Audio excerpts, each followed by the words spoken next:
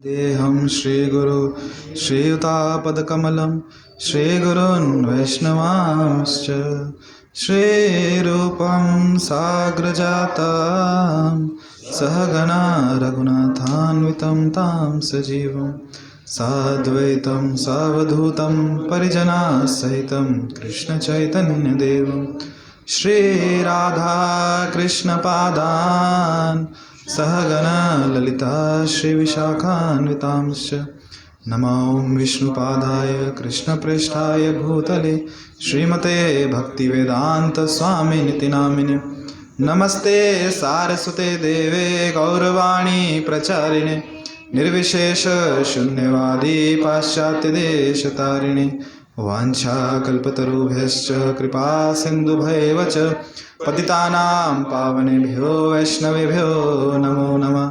हे कृष्ण करुणा सिंधु दीनबंधु जगतपते गोपेश गोपिका कांत राधा कांत नमस्तुते। तप्त कांचन गौरांगी राधे वृंदावनेश्वरी वृषभानुसुते देवी प्रणमामि हरिप्रिये। जय श्री कृष्ण चैतन्य प्रभु नित्यानंद श्री अद्वैत गदाधर श्रीवासादि गौर भक्तवृंद। हरे कृष्णा कृष्णा कृष्णा हरे हरे हरे राम राम राम हरे हरे।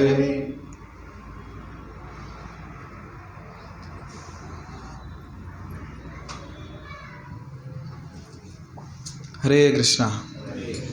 आप सभी का स्वागत है आज के इस भगवद गीता सत्र में।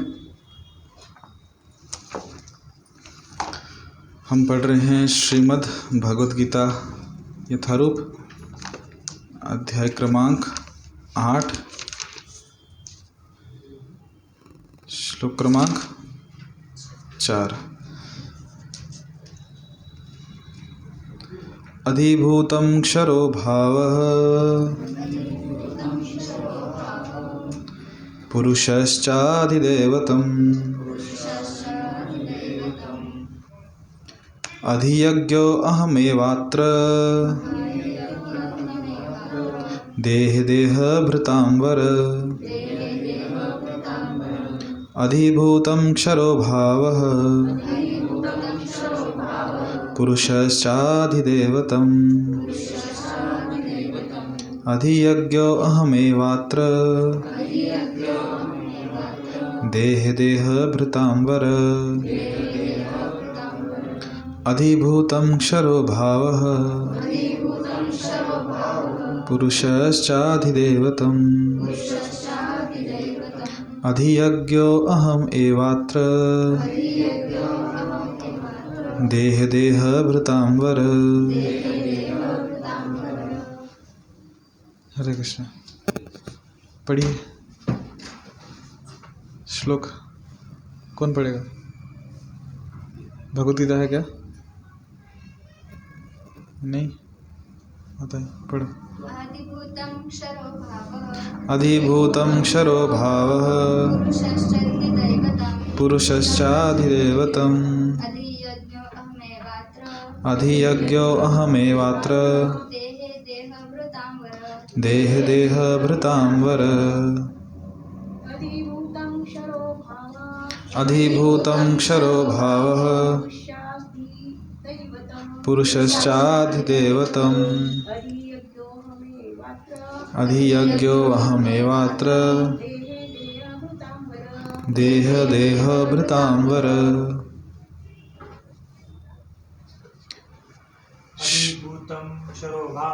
अधिभूतं क्षरो भावः पुरुषश्चाधिदैवतम् अधियज्ञो अहमेवात्र देहभृतां वर। शब्दशार्थ। अधिभूतम भौतिक जगत, क्षर निरंतर परिवर्तनशील, भाव प्रकृति, पुरुष सूर्य चंद्र जैसे समस्त देवताओं सहित विराट रूप, च तथा अधिदैवतम अधिदैव नामक अधियज्ञ परमात्मा अहम मैं अर्थात कृष्ण एव निश्चय ही अत्र इस देहे शरीर में देहभृताम देहधारियों में वर हे श्रेष्ठ। अनुवाद: हे देहधारियों में श्रेष्ठ, निरंतर परिवर्तनशील यह भौतिक प्रकृति अधिभूत अर्थात भौतिक अभिव्यक्ति कहलाती है। भगवान का विराट रूप जिसमें सूर्य तथा चंद्र जैसे समस्त देवता सम्मिलित हैं अधिदेव कहलाता है तथा प्रत्येक देहधारी के हृदय में परमात्मा स्वरूप स्थित मैं परमेश्वर अधियज्ञ अर्थात यज्ञ का स्वामी कहलाता हूँ। तात्पर्य श्रील प्रभुपाद जी द्वारा: यह भौतिक प्रकृति निरंतर परिवर्तित होती रहती है। सामान्यतः भौतिक शरीरों को 6 अवस्थाओं से निकलना होता है। वे उत्पन्न होते हैं, बढ़ते हैं, कुछ काल तक रहते हैं, कुछ गौण पदार्थ उत्पन्न करते हैं, क्षीण होते हैं और अंत में विलुप्त हो जाते हैं। यह भौतिक प्रकृति अधिभूत कहलाती है। यह किसी निश्चित समय में उत्पन्न की जाती है और किसी निश्चित समय में विनष्ट कर दी जाती है। परमेश्वर के विराट स्वरूप की धारणा जिसमें सारे देवता तथा उनके लोग सम्मिलित हैं अधिदेव कहलाती है। प्रत्येक शरीर में आत्मा सहित परमात्मा का वास होता है जो भगवान कृष्ण का अंश स्वरूप है। यह परमात्मा अधियज्ञ कहलाता है और हृदय में स्थित होता है। इस श्लोक के प्रसंग में एव शब्द अत्यंत महत्वपूर्ण है क्योंकि इसके द्वारा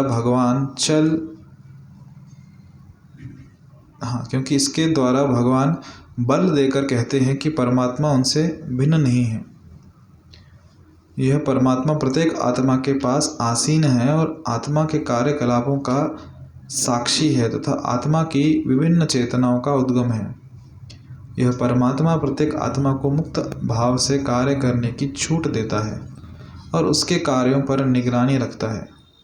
परमेश्वर के इन विविध स्वरूपों के सारे कार्य उस कृष्ण भावना भावित भक्त को स्वतः स्पष्ट हो जाते हैं जो भगवान की दिव्य सेवा में लगा रहता है।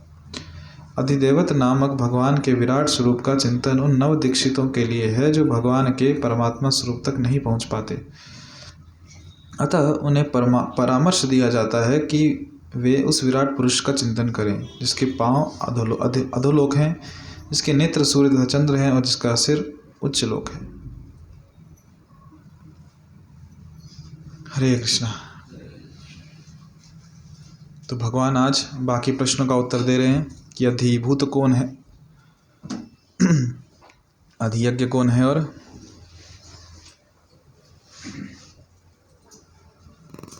एक चीज और बोली अधिदेव क्या है ना। तो ब्रह्म क्या है चर्चा हो गई, आत्मा क्या है, सकाम कर्म क्या है, अभी भौतिक जगत देवता ये आगे बता रहे हैं और यज्ञ का स्वामी कौन है।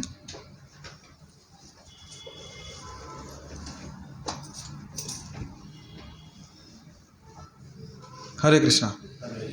तो कुछ याद है किसी को? पिछले श्लोक में क्या देखा था? अक्षरम ब्रह्म परमम स्वभाव अध्यात्म उच्यते। कुछ याद? अविनाशी और दिव्य जीव ब्रह्म कहलाता है। ब्रह्म का मतलब क्या होता है? अविनाशी।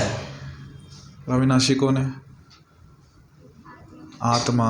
तो ब्रह्म किसे कहते हैं? आत्मा को कहते हैं। ठीक है। और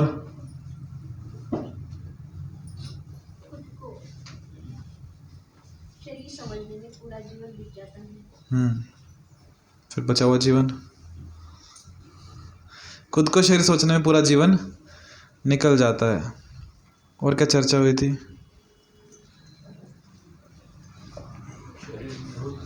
शरीर मृत है और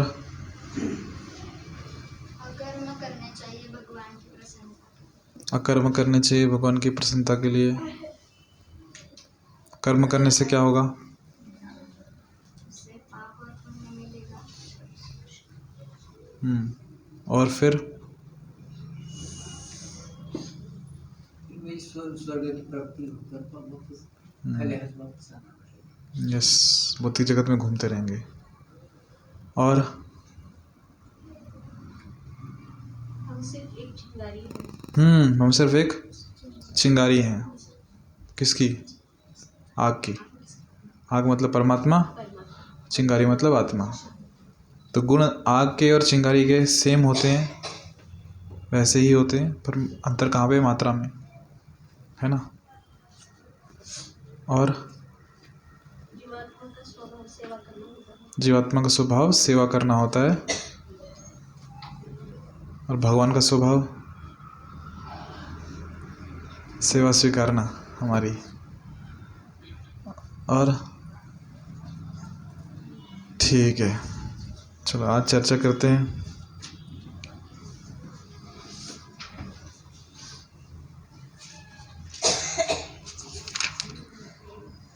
कि भगवान कह रहे हैं धैर्यधारियों में श्रेष्ठ निरंतर परिवर्तनशील ये भौतिक प्रकृति अधिभूत कहलाती है, मतलब भौतिक अभिव्यक्ति कहलाती है। भगवान का विराट रूप जिसमें सूर्य तथा चंद्र जैसे समस्त देवता सम्मिलित हैं अधिदेव कहलाता है, तथा प्रत्येक देहधारी के हृदय में परमात्मा स्वरूप स्थित मैं परमेश्वर अधियज्ञ अर्थात यज्ञ का स्वामी कहलाता हूँ। देखो 3 शब्द यहाँ पे उपयोग किए हैं, अधिभूत, अधिदेव और अधियज्ञ, श्लोक में ही। तो इस पर चर्चा करते हैं शुरुआत में। अधिभूत, यदि आपको याद होगा हमने 3 प्रकार के क्लेश देखे थे। कौन कौन से क्लेश? आदि भौतिक क्लेश, आदि दैविक क्लेश, आध्यात्मिक क्लेश। तो आदि भौतिक क्लेश किससे होते हैं? कि जो भौतिक प्रकृति में बाकी जो हैं लोग उनसे क्लेश होते हैं, वो आदि भौतिक क्लेश।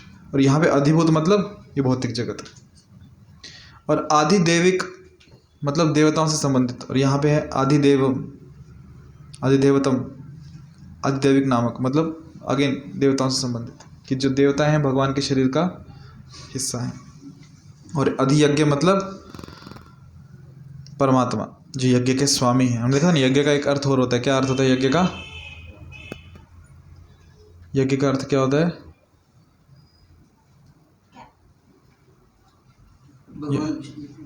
हर वो कार्य जो भगवान विष्णु की प्रसन्नता के लिए किया जाए उसे क्या कहते हैं?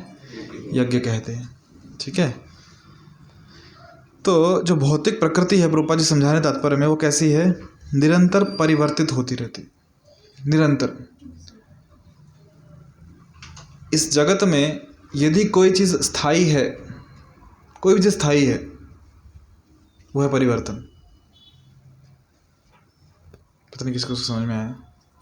There is only one constant thing in this world and that is change. परिवर्तन होते रहता है, होते रहता है, होते रहता है, हर तरफ परिवर्तन होते रहता है। और जो शरीर है हमारा, उसमें 6 प्रकार के परिवर्तन होते हैं। वो 6 परिवर्तन कौन से हैं?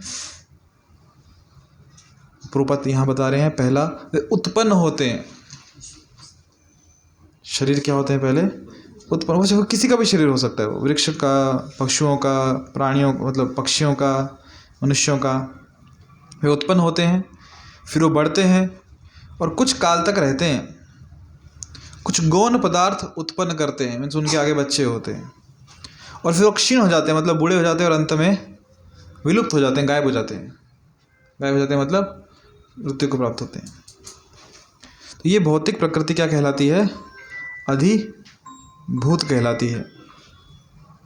एक समय है जब ये पैदा होती है, और एक समय है जब ये खत्म हो जाती है। इसके विपरीत हमने देखा था, जो आत्मा है वो कैसी है?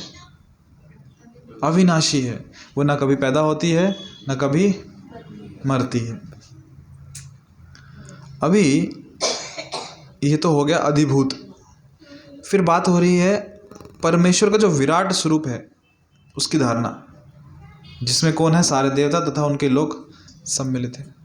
अभी देखो भगवान श्री कृष्ण है, उनका स्वरूप बहुत लोग नहीं विश्वास कर पाते, या नहीं, क्योंकि भगवान को देखा नहीं है तो कैसे विश्वास करें, विशेषकर जो योगी लोग हैं। तो ये लोग क्या करते हैं कि भगवान का जो विराट स्वरूप है उसकी उपासना करते हैं। तो भगवान का विराट स्वरूप कैसा? कि जो पूरा ब्रह्मांड है वो, मतलब भगवान उसको ही भगवान स्वरूप में पूजते हैं। कि जो नीचे के लोग हैं भगवान के चरण हैं, ऊपर के लोग भगवान का सर हैं, सूर्य और चंद्र भगवान के नेत्र हैं, जो वृक्ष हैं वो भगवान के शरीर के बाल हैं, जो पर्वत हैं वो हड्डियां हैं, ऐसे अलग अलग विस्तार में वर्णन आता है कि जो पूरी सृष्टि है ये क्या है, भगवान का ही स्वरूप है। तो ऐसे विराट रूप में भगवान की पूजा की जाती है और देवता भी उसमें सम्मिलित हैं, उन्हें अधिदेवत कहते हैं। तो प्रत्येक शरीर में आत्मा सहित परमात्मा का वास होता है, जो भगवान कृष्ण का अंश स्वरूप है। ये परमात्मा अधियज्ञ कहलाता है और हृदय में स्थित होता है। तो जो हमारा आत्मा है कहाँ पे रहता है? हृदय में। आत्मा कहाँ रहता है? हृदय में रहता है। और भगवान कहते हैं अर्जुन को कि हृदय से अर्जुन तिष्ठति, कि मैं कहाँ रहता हूँ अर्जुन? हृदय में वास करता हूँ। देखो ये दोनों साथ में रहते हैं हमेशा, आत्मा भी और परमात्मा भी। कहाँ पे? हृदय में। इस भौतिक जगत में हम बहुत सारी इच्छाएं करते हैं ना, हर क्षण कुछ ना कुछ इच्छा करते रहते हैं, और उन इच्छाओं की पूर्ति कौन करता है? भगवान। क्योंकि हम इच्छा कर सकते हैं, उसके अलावा कुछ नहीं कर सकते। यदि मन में इच्छा है कि गर्मी हो रही है, पंखा लगाना है, तो ये क्या किया हमने? इच्छा की। वो पूरी करने के लिए क्या करना पड़ेगा? परमात्मा को शरीर को ताकत देनी पड़ेगी। शरीर उठेगा और बटन दबाएगा। बटन दबाने से पंखा नहीं चलेगा, उसमें विद्युत ऊर्जा का संचार करना पड़ेगा। वो कौन कर रहा है? वो भगवान कर रहे हैं। फिर जाके पंखा घूमेगा। या फिर क्योंकि हमने इच्छा की तो हो सकता है किसी भक्त को प्रेरित कर देंगे कि पंखा लगाओ, तो पंखा लगा देंगे, है ना। तो ये हमने क्या किया? केवल इच्छा की। बाकी जितनी गतिविधियां वो करने में हमारा सामर्थ्य नहीं है। हमारा सामर्थ्य क्या? केवल इच्छा करना। पर प्रश्न ये है कि परमात्मा को पता कैसे चलता है कि जीवात्मा ये इच्छा कर रहा है? वैसे पता चलता है कि जिस प्रकार एक पुष्प, जो फूल है, वो एकदम पास होने के कारण उसकी खुशबू आ जाती है। आपको नहीं आ रही होगी, मुझे आ रही है। फूल जैसे ही पास हो गया उसकी खुशबू आ जाती है। वैसे आत्मा परमात्मा इतने नज़दीक है ना कि परमात्मा को उसकी खुशबू आ जाती है। जीवात्मा क्या इच्छा कर रहा है, उनको समझ में आता है जीवात्मा क्या इच्छा कर रहा है। क्योंकि आत्मा के सबसे नज़दीक कौन है? परमात्मा। इतना नज़दीक कोई भी नहीं, संसार का कोई व्यक्ति नहीं। संसार की वस्तुएं, व्यक्ति लगते हैं पास हैं पर बहुत दूर हैं। जीवन भर हम लगा देते हैं इनको प्राप्त करने के लिए, पर अंत समय तक हाथ में नहीं आते। और परमात्मा जो इतने पास है, उनको कभी प्रयास नहीं करते कि देख तो लें कैसे दिखते हैं। ये परमात्मा जो कहाँ पे निवास करते हैं? हमारे हृदय में। और भगवान कृष्ण का अंश स्वरूप है। तो इन्हें क्या कहते हैं हम? अधियज्ञ। ये परमात्मा प्रत्येक आत्मा के पास आसीन है और आत्मा के कार्यकलापों का साक्षी है तथा आत्मा की विभिन्न चेतनाओं का उद्गम है। तो हम जितने भी कार्य कर रहे हैं उनके साक्षी कौन है? परमात्मा। कि हमने पाप किया, पुण्य किया, फल कैसा मिलना है, परमात्मा देख रहे हैं। You are under CCTV surveillance. आप CCTV कैमरे के निगरानी में हैं। हम छुप के काम करते, कोई देख तो नहीं रहा, कहाँ छुपेंगे? परमात्मा देख रहे हैं। और जितने भी हम कोई कार्यकलाप करते हैं उनके साक्षी हैं, और जितनी चेतना है उसका क्या है? वो उद्गम है। कि परमात्मा प्रत्येक आत्मा को एक मुक्त भाव से कार्य करने की छूट देता है और उसके कार्यों पर निगरानी रखता है। छूट दिए, आपको जो करना है करो, पर निगरानी रखते हैं। बहुत बार लोग बोलते हैं कि मैंने कोई भी कार्य किया, तो भगवान कह रहे हैं ना, वो कहाँ से आती शक्ति? मैं देता हूँ। तो मैंने गलत काम किया तो मैंने नहीं किया, वो भगवान ने करवाया मुझसे। तो सज़ा किसको मिलनी चाहिए? वो चाहते तो मुझे रोक सकते थे ना।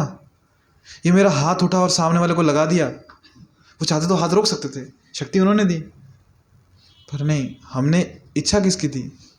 हमारी इच्छा थी। और इस इच्छा को पूर्ति करने के लिए उन्हें शक्ति दी। उसका जो पाप और पुण्य फल मिलेगा वो किसे मिलेगा? उस व्यक्ति को मिलेगा जिसने इच्छा की। परमेश्वर के, वो सिर्फ निगरानी रख रहे हैं भगवान। परमेश्वर के इन विविध स्वरूपों के सारे कार्य उस कृष्ण भावना भावित भक्त को स्वतः स्पष्ट हो जाते हैं जो भगवान की दिव्य सेवा में लगा रहता है। परमेश्वर के इन विविध स्वरूपों के सारे कार्य उस कृष्ण भावना भावित भक्त को स्वतः स्पष्ट हो जाते हैं जो भगवान की दिव्य सेवा में लगा रहता है, अर्थात जो भगवान की दिव्य सेवा में लगा हुआ है उसका हृदय शुद्ध हो जाता है और फिर वो भगवान की जो गतिविधियां हैं, जो कार्य हैं, उनको समझ सकता है। इसलिए भगवान कहते हैं जन्म कर्म च में दिवम एवं क्या एवं जन्म कर्म श्लोक क्या, जन्म कर्म च मे दिव्यम एवं यो वेति तत्वतः, है ना। भगवान के जन्म और कर्म कैसे हैं, दिव्य हैं, पर व्यक्ति कब समझ पाता है, जब वो भगवान की सेवा में रत रहता है, क्योंकि दिव्य ज्ञान हृदय में प्रकाशित होता है। तो अधिदेवत नामक भगवान के विराट स्वरूप का चिंतन उन नव दीक्षितों के लिए है जो भगवान के परमात्मा स्वरूप तक ही नहीं पहुंच पाते। अतः उन्हें परामर्श दिया जाता है कि उस विराट पुरुष का चिंतन करें जिसके पांव अधोलोक हैं, जिसके नेत्र सूर्य तथा चंद्र हैं, जिसका सर उच्च लोक है। देखो भगवान जो परमात्मा स्वरूप में है, जब योगी लोग ध्यान करते हैं तो चिंतन कर पाना मुश्किल होता है। तो इसलिए उन्हें शुरुआत में बताया जाता है कि आप किस चीज़ के बारे में चिंतन करो, भगवान के विराट स्वरूप के। जैसे चर्चा की कि नीचे के लोग भगवान के चरण हैं, ऊपर के लोग भगवान का सर है, सूर्य चंद्र नेत्र हैं, है ना। तो यहाँ पे वर्णन कर रहे हैं कि भगवान के परमात्मा स्वरूप का चिंतन कर पाना कितना मुश्किल है। पर इसलिए ना भक्तिमय जीवन में बहुत सुलभ हो गया हमारे लिए। क्या सुलभ हो गया? देखो जो कहते हैं भगवान निराकार हैं, निर्गुण हैं, वो भी बहुत कठिन हो जाता है उस पथ पर चलना कि कैसे उस भगवान की उपासना करें जिसका कोई गुण ही नहीं है, जिसका कोई आकार ही नहीं है। कैसे सेवा करें तो कैसे करें? तो इसलिए जब बताया जाता है कि भगवान का जो मूल स्वरूप है वो कैसे हैं, श्याम सुंदर है, अपने हाथों से बंसी बजा रहे हैं, मोर मुकुट है, पीतांबर धारण किया है, गले में वैजयंती माला है ना, उनके नेत्र बहुत सुंदर हैं, कमल के समान हैं। तो तब जब भगवान कैसे वर्णन करते हैं तब उनका क्या होता है, ऐसे जो स्वरूप है उसको ध्यान लगा पाना आसान हो जाता है। फिर जब शास्त्रों के अनुसार, आचार्यों के वर्णन अनुसार भगवान के विग्रह स्वरूप बनते हैं तो उनकी फिर हम सेवा कर पाते हैं। और जितना हम भगवान की सेवा करेंगे उतना हृदय शुद्ध होता है, उतना हम भगवान की अनुभूति कर पाते हैं। भगवान जो विग्रह स्वरूप में है वो केवल मनोकल्पित गुड्डे और गुड़ियाँ नहीं है। हम डॉल्स के साथ खेलते हैं ना, गुड्डे गुड़ियों के साथ, विग्रह वो नहीं है, वो साक्षात वो स्वरूप है जैसे भगवान दिखते हैं। और भक्त अपने जीवन में ये अनुभव कर पाते हैं कि कृष्ण जो है वो, जब बेशक भगवान जिस स्वरूप में आए हैं विग्रह स्वरूप में, उन्हें मूर्ति भी नहीं कहते, उन्हें क्या कहते हैं, विग्रह कहते हैं। विग्रह अर्थात वो व्यक्ति हैं। और भगवान अपने आप को भौतिक शक्तियों के माध्यम से प्रकट करते हैं। हालांकि भगवान आध्यात्मिक हैं, सच्चिदानंद है, पर हम जीवात्मा, हम भी तो क्या है, आध्यात्मिक हैं।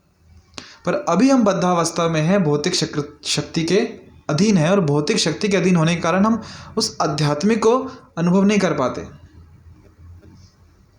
तो फिर भगवान क्या करते हैं कि हम जो भौतिक वस्तु को तो अनुभव कर पाते हैं, हम मिट्टी देख पाते हैं, स्पर्श कर पाते हैं, धातु को स्पर्श कर पाते हैं, लकड़ी को स्पर्श कर पाते हैं, है ना, पत्थर को स्पर्श कर पाते हैं। तो भगवान अपने आप को उस भौतिक स्वरूप के माध्यम से प्रकट करते हैं जिससे हम उनको देख पाएं, उन्हें स्पर्श कर पाएं, उनकी सेवा कर पाएं।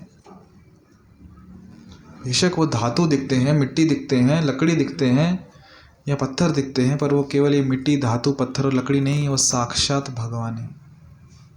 और जो व्यक्ति, जो साधक, जो भक्त उनकी उस भाव में सेवा करता है वो अनुभव कर पाता है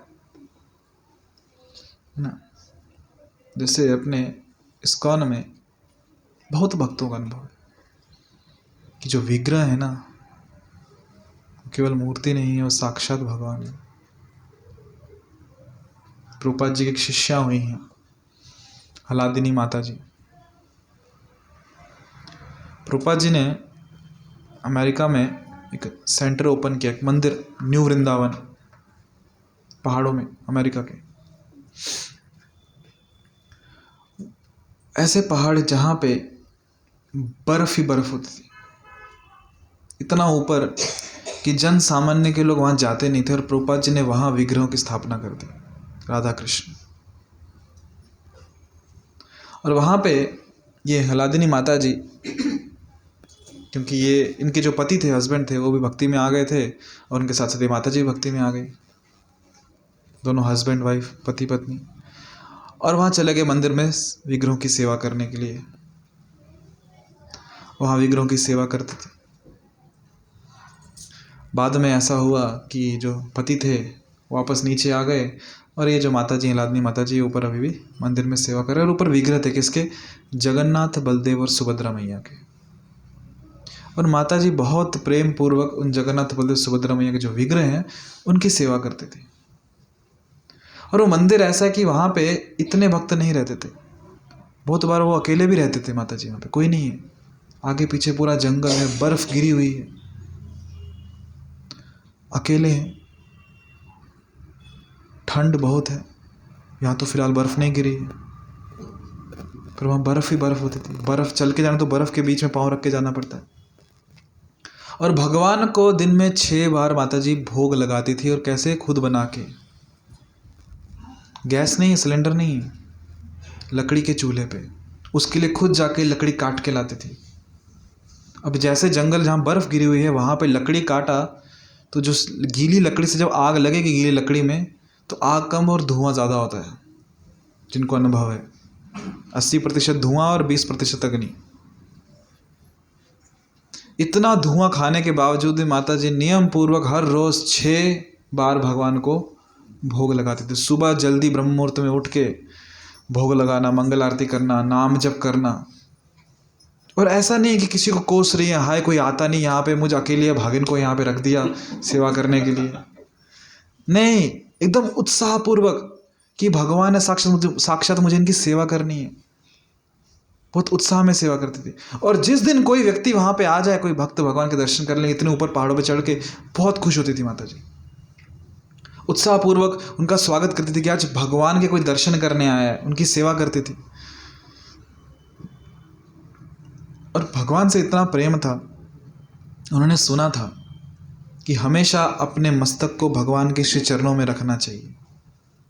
तो उन्होंने क्या किया, जो बलदेव जी की खड़ाऊ है ना, चरण पादुका, रात को सोते समय उसको पिल्लो बना के सोते थे।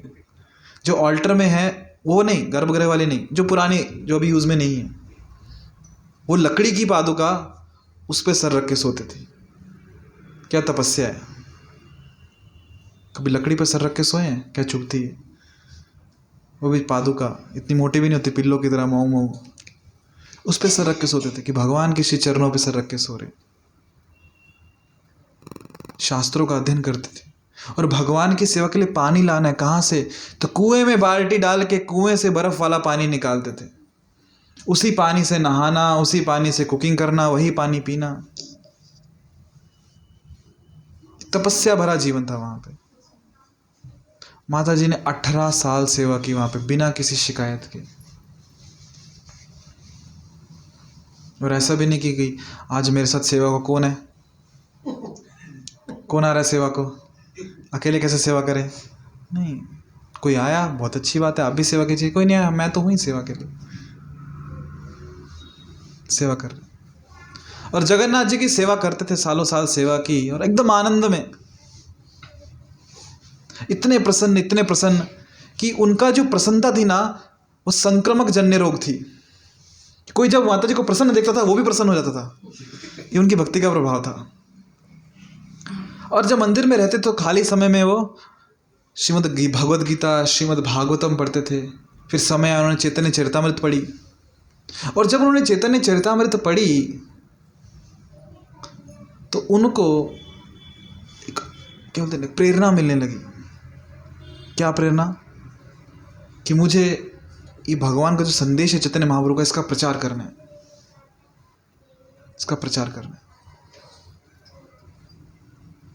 तो फिर समय बदलता है, सेवाएं बदलती हैं। उनको स्वप्न में नित्यानंद प्रभु आए और नित्यानंद स्वप्न में आके कहते हैं, प्रचार करो, चैतन्य महाप्रभु के संदेश का प्रचार करो, हरिनाम संकीर्तन का प्रचार करो। तो माता जी वहाँ से निकले मंदिर में बाकी भक्तों से सेवा को, और फिर हरिनाम संकीर्तन करने लगे। गांव-गांव, शहर-शहर जहाँ जाते थे लोगों को ग्रंथों का वितरण, भगवद गीता का वितरण, उनको कृष्ण कथा सुनाते थे और नाम संकीर्तन।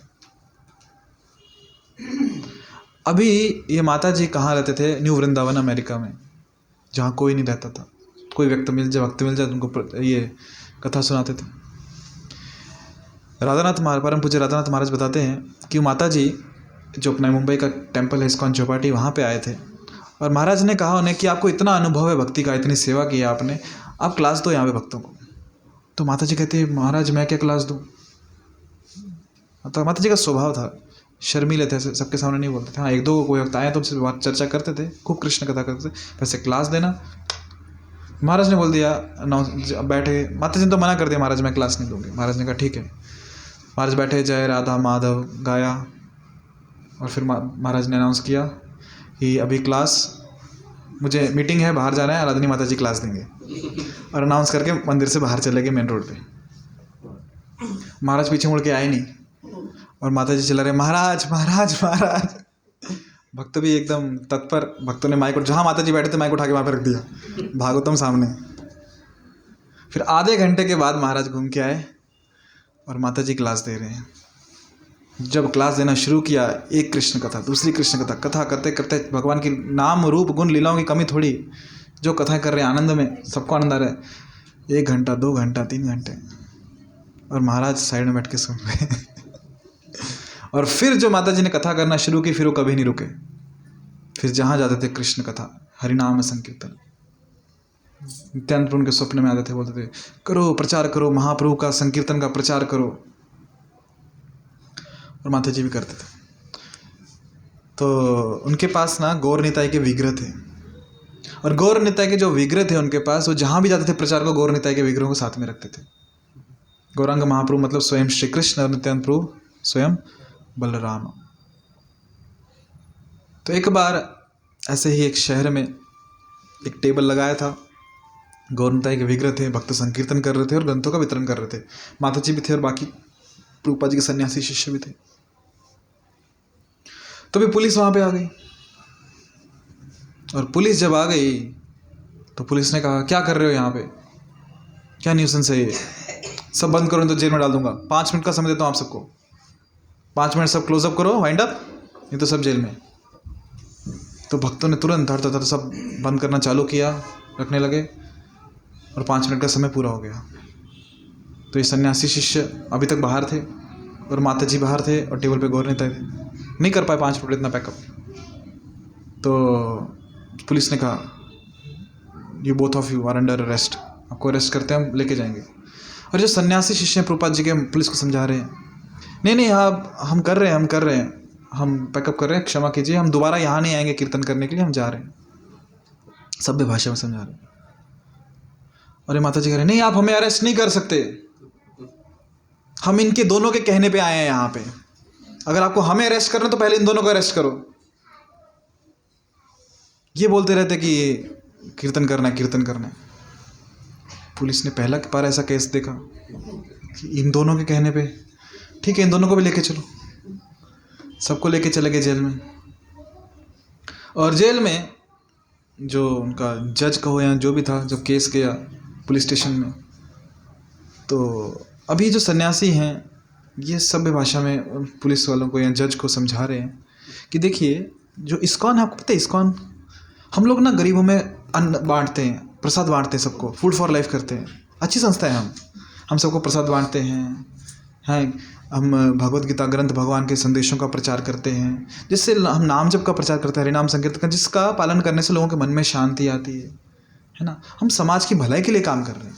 और जो पुलिस वाले वो सोच रहे हैं हाँ अच्छे लोग हैं ये, है ना, और सन्यासी कह रहे हैं, अभी पुलिस वालों के मन में भी थोड़ी करुणा आ रही है इन लोगों के ऊपर कि अच्छे लोग लग रहे हैं, ज़्यादा कुछ गुंडे आवारा नहीं।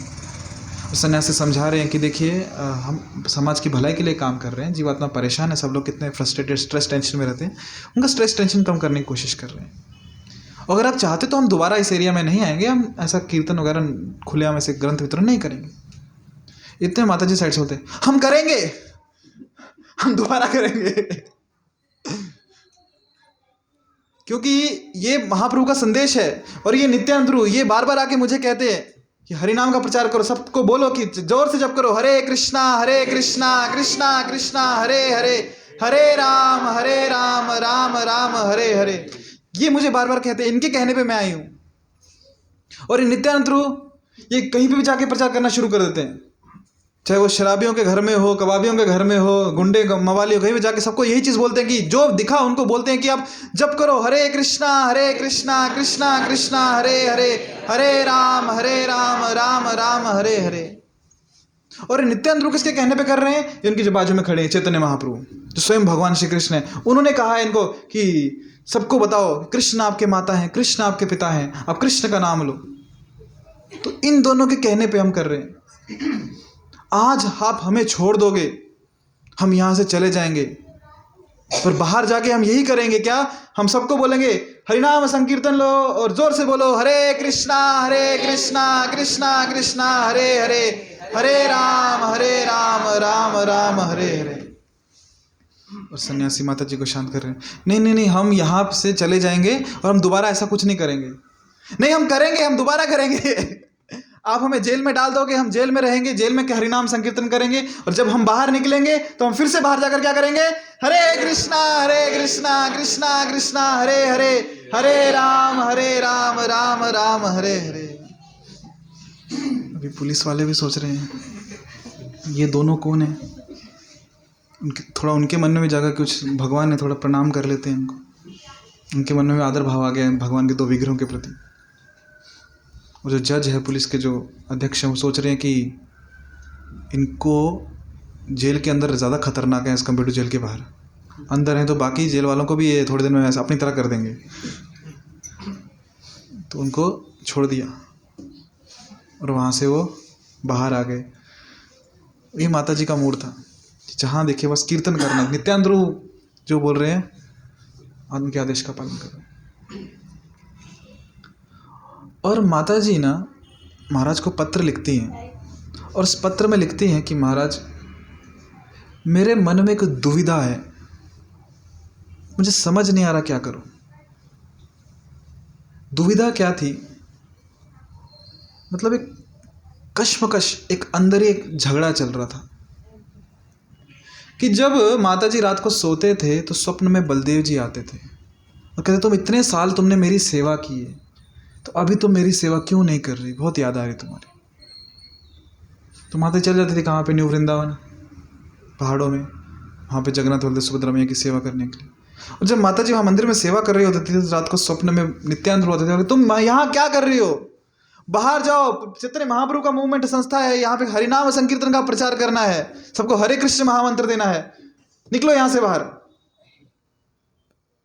तो वहाँ से बाहर आते थे, कीर्तन करते थे, सड़कों पे लोगों को हरिनाम बांटते थे।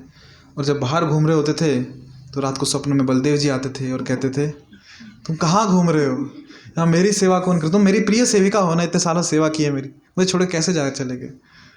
तो माता जी महाराज को पत्र लिखती हैं। ये कोई हज़ारों साल पुरानी बात नहीं है, ये अभी 2008, 9, 10, 21वीं शताब्दी की बात है ये। कहते क्या करूं मैं, इनकी सुनूं नित्यानंद प्रभु की या बलराम जी की, बलदेव जी की सुनूं? दोनों भगवान हैं, आराध्य देव हैं। ये उनकी कश्मकश थी, उनकी परेशानी थी। हमारी परेशानी अलग होती है। ये कामनाएं, काम वासनाएं बहुत परेशान कर रही है, उनकी सुनूं या नहीं सुनूं? ये क्रोध बहुत परेशान कर रहा है, उनकी सुनूं नहीं सुनूं?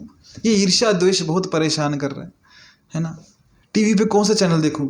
21 नंबर का, 31 नंबर का? कौन सी रील देखूं, कल वाली या आज वाली?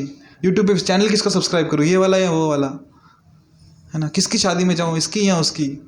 दोनों ही घर के रिश्तेदार हैं। हमारी अलग परेशानी चल रही होती है, और यहाँ माता जी की अलग परेशानी है। इधर नित्यानंद प्रभु बोल रहे हैं जाओ हरिनाम संकीर्तन करो, प्रचार करो, और बलदेव जी बोल रहे हैं इधर आके मेरी सेवा करो। बोले मैं क्या करूं अभी? सोचिए, भगवान स्वयं उनसे आदान प्रदान कर रहे हैं। माता जी को एक जगह सेवा मिली जहाँ पे वो लोगों को इतना रेसिप्रोकेट नहीं किया हरिनाम संकीर्तन को, तो माता जी वहाँ छोड़ के बोले ठीक है मैं साउथ अफ्रीका में जाके प्रचार करूँगी, अफ्रीका में। और अफ्रीका में चले गए। और अफ्रीका में जाके प्रचार करना आरंभ किया। और अफ्रीका में मतलब माता जी का स्वभाव ऐसा था कि जो भी भक्त हैं दिखते थे ना, एकदम उन पे एकदम स्नेह होता था, और विशेषकर बच्चों के प्रति। तो अफ्रीका में जो गरीबी थी, तो वहाँ के जो बच्चे थे उनके साथ एकदम नगर संकीर्तन करते थे, बच्चे आनंद में होते थे, माता जी भी आनंद में, ज़ोरदार नगर संकीर्तन होता था, कीर्तन करते थे, बच्चे नृत्य करते थे, बहुत सेवा करते थे। और वहाँ पे फिर इतना प्रचार कि जो वहाँ के हेड ऑफ़ द स्टेट हैं, प्रेसिडेंट हैं, सबसे मिलना, सबको प्रचार करना। माता जी इतने फेमस हो गए अफ्रीका में, इतने फेमस हो गए कि आए दिन उनका टीवी पे न्यूज़, इंटरव्यू, न्यूज़पेपर में फ़ोटो, मैगजीन्स में फ़ोटो, रेडियो पे उनकी चर्चाएँ, कि जहाँ जाने सबको कृष्ण कथा, हरिनाम संकीर्तन, हरे कृष्ण महामंत्र, सबको प्रचार कर रहे। पर उस समय जो अफ्रीका का वातावरण था, वहाँ पे जो डकैत थे, डाकू थे, उन्होंने वहाँ की जो सरकार थी, जो सरकार के अध्यक्ष थे, उनको गोली मार दी। सरकार में जो लोग थे सबको जान से मार दिया, और वो सत्ता में आ गए। तो जो अमेरिका के लोग थे, जो अमेरिकी सरकार थी, उन्होंने अफ्रीका में अपने जहाज़, समुद्री जहाज़ भेजे कि जो भी लोग यहाँ पे हैं हमारे अमेरिकी लोग, वापस आ जाओ। किसी तरह से माता जी की वो जो समुद्री जहाज़ था मिस हो गया, वो नहीं जा पाए, वहीं पे रह गए। एयरपोर्ट सब बंद हो चुके थे। अभी कुछ समय पहले माता जी महाराज को पत्र लिखते हैं, और पत्र में कहते हैं कि यहाँ की स्थिति का वर्णन करते हैं कि जो अफ्रीका की स्थिति है बहुत भयानक है। यहाँ पे उनको, माता जी को बहुत, और मलेरिया भी हो गया, मच्छर बहुत है, और मलेरिया मतलब वो बहुत ही खतरनाक मलेरिया अफ्रीका के, वहाँ के मच्छर बड़े बड़े होते हैं, बीमारियाँ। पर फिर भी माता जी आनंद में है, सेवा कर रहे हैं। और वो माता जी लिखते हैं कि यहाँ पे जैसे किस प्रकार सरकार का सत्ता पलट हो चुका है, कि डाकू लोगों ने कब्जा कर लिया है, किसी भी क्षण किसी को मार सकते हैं। यहाँ पे काफ़ी लोगों को ऑलरेडी मार चुके हैं, जैसा अभी बांग्लादेश में हो रहा है, आप समझ सकते हैं। और माता जी जब पत्र लिख रही है ना, एकदम उदास भावना में नहीं लिख रही है, प्रसन्न है, उल्लासित है, आनंद में है। और लिखते हैं कि मुझे मरने का कोई डर नहीं है, कि मैं मर जाऊंगी यहाँ पे, मुझे मृत्यु से कोई डर नहीं लगता, क्योंकि मुझे पता है जो नित्यानंद प्रभु ने मुझे सेवा दी है, उस सेवा का मैं पालन कर रही हूँ। प्रभुपाद जी की सेवा का मैं पालन कर रही हूँ, एकदम आनंद में हूँ। पर यदि जीवन में मुझे किसी वस्तु से डर लगता है, किसी चीज़ से डर लगता है, वो है वैष्णव के प्रति अपराध, कि मैं कभी किसी वैष्णव का प्रति अपराध ना कर दूँ, किसी वैष्णव के प्रति कुछ गलती ना कर दूँ, इससे डर लगता है। बाकी मुझे और किसी मृत्यु से भी डर नहीं लगता। और जब माता जी ऐसा कह रही है ना, तो दिल से कह रही है, ऐसा नहीं कि बोलने के लिए कह रही है। उसको वो विश्वास करते हैं कि सच में मुझे किसी चीज़ से डर नहीं लगता, केवल वैष्णव के प्रति अपराध करने से डर लगता है। क्योंकि जब व्यक्ति को इतना प्रचार कर रहा है, तो भगवान देखते हैं कि टेस्ट लेते हैं कि जो बोल रहा है सच में वो पालन करता है कि नहीं, या सिर्फ बोलने के लिए प्रवचन में बोल रहा है। तो कुछ दिन बाद जो वहाँ के भक्त थे उसी मंदिर के, उन्होंने, जो नई सरकार आई थी, जो डकैत लोग थे, उनका जो लीडर था, उनको पत्र लिखा कि आप ऐसा ऐसा कर रहे हो, ठीक नहीं है, गलत है, प्लीज़ कुछ करो। और उस जो डाकुओं का जो राजा था, उसको गुस्सा आ गया, ऐसा कैसे बोल दिया इन्होंने हमारे बारे में। बीच रात में, आधी रात में डाकू लोग पहुँच गए मंदिर में, गन्स लेके, मशीन गन्स लेके। मंदिर में उस समय 7 भक्त थे, 5 प्रभुगण और 2 माताएं। जीप आई रात को दरवाजे में, आधी रात को, सब भक्तों को गाड़ी में भरा, 7 को, और लेके चले गए, और एक नदी के पास, ब्रिज के पास गाड़ी रोक दी, और गन निकाल ली, और उन्हें कहा कि हम माताओं पे गोली नहीं चलाएंगे, आप लोग चले जाओ, बाकियों को मार देंगे। तो एक माता जी वहाँ से निकल गए, और दूसरी माता जी, राधिनी माता जी, वो कहती हैं, जो इनका डाकुओं का राजा जो अध्यक्ष था वहाँ पे गन लेके, उसे रोक लेती है अपने हाथों से। नहीं, तुम्हारी हिम्मत कैसे हुई? आप जानते हैं कौन है? भगवान कृष्ण के भक्त हैं ये लोग, आप भक्तों को ऐसे नहीं मार सकते, और विशेषकर मेरे जीते जी तो बिल्कुल नहीं मार सकते। यदि आपको इनको मारना है तो पहले मुझे मारिए, मैं नहीं देख सकती मेरे सामने कोई भक्तों को ऐसे मार रहा है। अब ये थोड़ी कोई, इनको कैसे, पत्थर दिल थे, इनको थोड़ी हृदय पिघलने वाला था। उन्होंने सबसे पहले माता जी को गोली मार दी। और फिर बाद में बाकी सबको गोली मार दी। और ये बात कैसे पता चली? क्योंकि उसमें से एक भक्त पीछे से भाग के पेड़ पे चढ़ गए थे, उन्होंने बाद में बताया।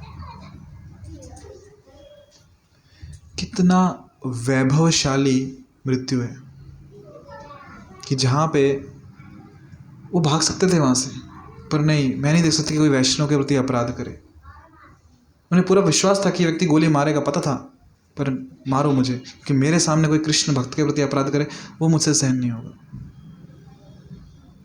और कृष्ण भगवान गीता में कहते हैं, कौन ते प्रति जानहि ना में भक्त प्रणश्यति, कि घोषणा कर दो कि मेरे भक्त कभी नाश नहीं होता। तो प्रश्न उठता है कि भगवान ने क्यों रक्षा नहीं की? वहाँ पे उनकी रक्षा क्यों नहीं की?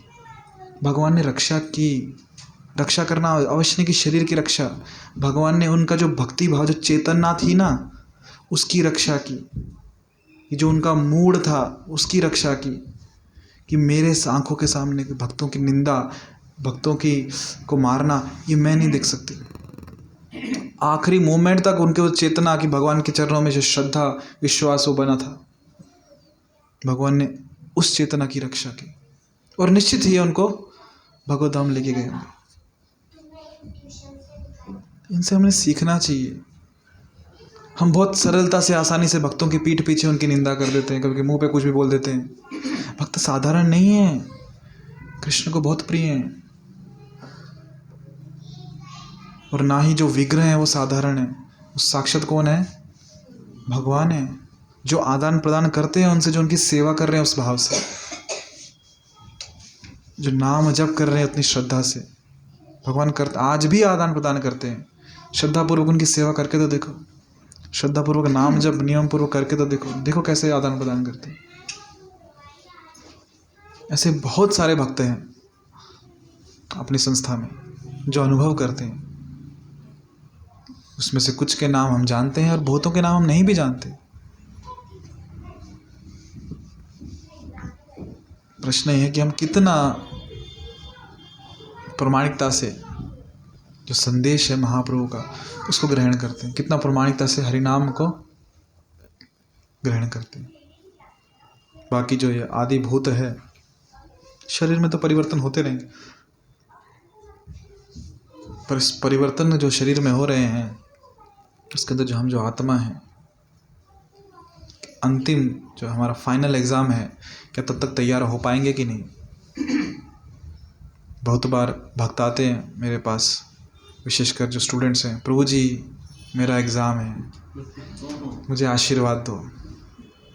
क्या आशीर्वाद दो उनको? कि बेटा ये एग्ज़ाम निकले ना निकले, फाइनल एग्ज़ाम ज़रूर निकालना, अच्छे मार्क्स से निकालना। पर फाइनल एग्ज़ाम आएगा, सबकी लाइफ में आएगा, तो उसकी तैयारी क्या अभी से हम कर रहे हैं क्या? क्योंकि वो जो एग्ज़ाम आएगा ना, वो सरप्राइज टेस्ट होगा, बता के नहीं आएगा कब है, उसका टाइम टेबल नहीं लगता, सडनली धप्पा, चलो टाइम आ गया। तो अभी से तैयारी है क्या? कितना प्रामाणिकता से हम तत्पर हैं, आतुर हैं सेवा करने के लिए, कितना आतुर हैं वैष्णवों की सेवा करने के लिए, भगवान की सेवा करने के लिए, नाम जप करने के लिए, हरिनाम संकीर्तन करने के लिए, उसका प्रचार करने के लिए। तो जितना हम अच्छे से प्रामाणिकता से साधना करेंगे ना, जितना हम प्रामाणिकता से भगवान की सेवा करेंगे, जितना प्रामाणिकता से भक्तों की सेवा करेंगे, शास्त्रों का अध्ययन करेंगे, नाम जप करेंगे, अपने आप वो हृदय में स्फूर्ति होगी कि हमें प्रचार करना है। अपने आप होगा कि जब कोई अच्छी होता है ना, कि हमको व्हाट्सएप पे कोई मैसेज आता है, तुरंत 10 लोगों को शेयर कर देते हैं, आगे बिना किसी के बोले, पसंद आ गया तुरंत शेयर करते हैं। क्यों? पसंद आ गया, अनुभव हो गया कुछ, कहीं तो वो जाके छू गया दिल को। तो वैसे जब भक्ति अच्छे से करेंगे ना, भक्ति में सेवा, हमें अनुभूतियाँ होंगी ना, हम अपने आप प्रचार को बाहर निकलेंगे, किसी को बोलने की आवश्यकता नहीं पड़ेगी।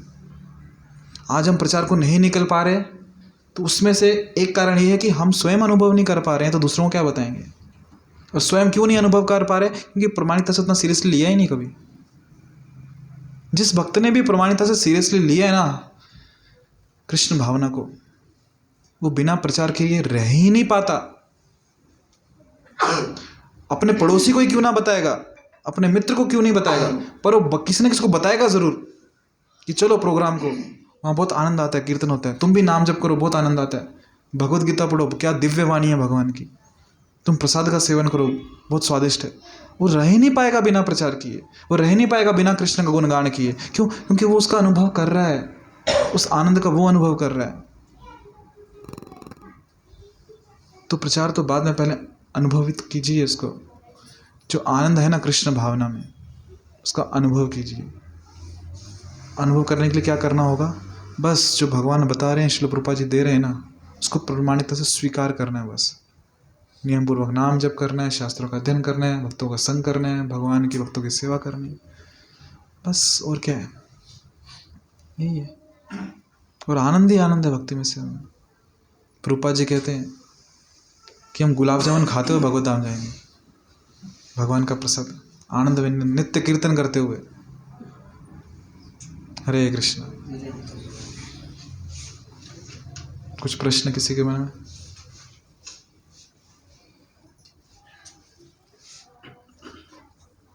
कुछ कहना चाहते हैं? कोई प्रश्न नहीं? आज सब शांत हो गए? ठीक है, कीर्तन करें। नाम जप। मेरी माला बैग में है।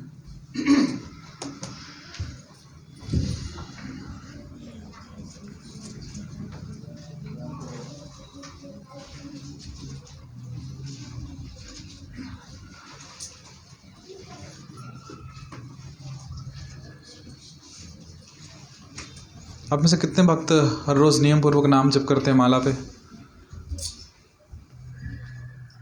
बहुत बहुत बधाई आप सभी को। कंटिन्यू कीजिए। जय श्री कृष्ण चैतन्य प्रभु नित्यानंद श्री अद्वैत गदाधर श्रीवासादि गौर भक्तवृंद।